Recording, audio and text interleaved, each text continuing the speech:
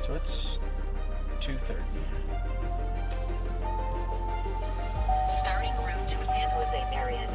Head southeast on Airport Boulevard. Marriott. So we'll probably try to work out like 6 or 7. I was thinking, I mean, options for food are going to be pretty good as far as eating food, like restaurant food. After it rains, like maybe some chicken and vegetables and rice. Thought about getting some spring rolls or something.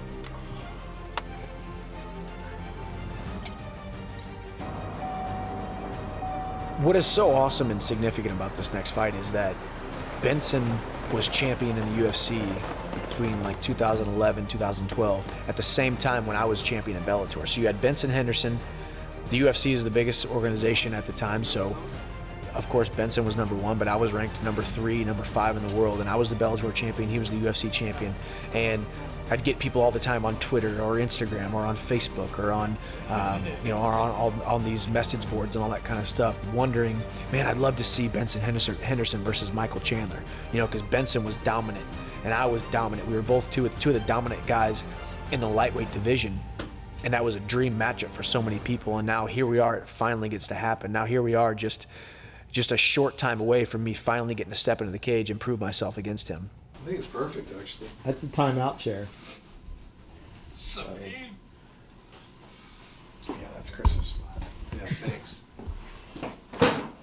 Hey, Idaho? 171. There's signs, but they're not in.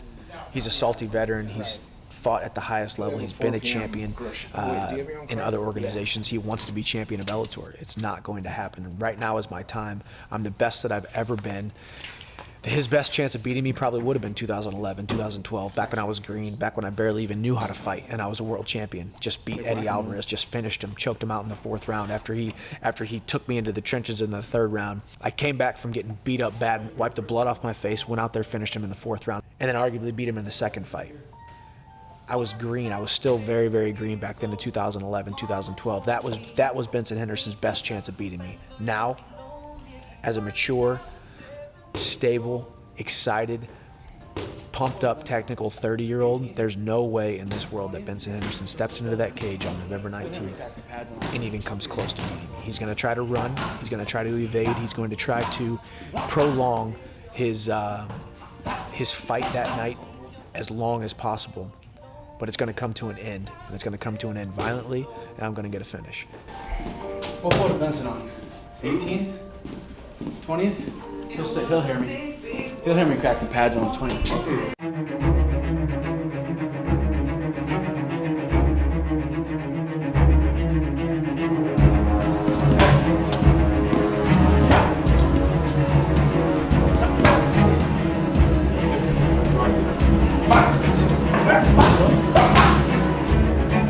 Benson Henderson knows how to fight out of certain positions. He knows how to put you in bad positions. He knows how to conserve his gas tank. He knows how to make his opponents fight themselves out of a fight, second guess themselves.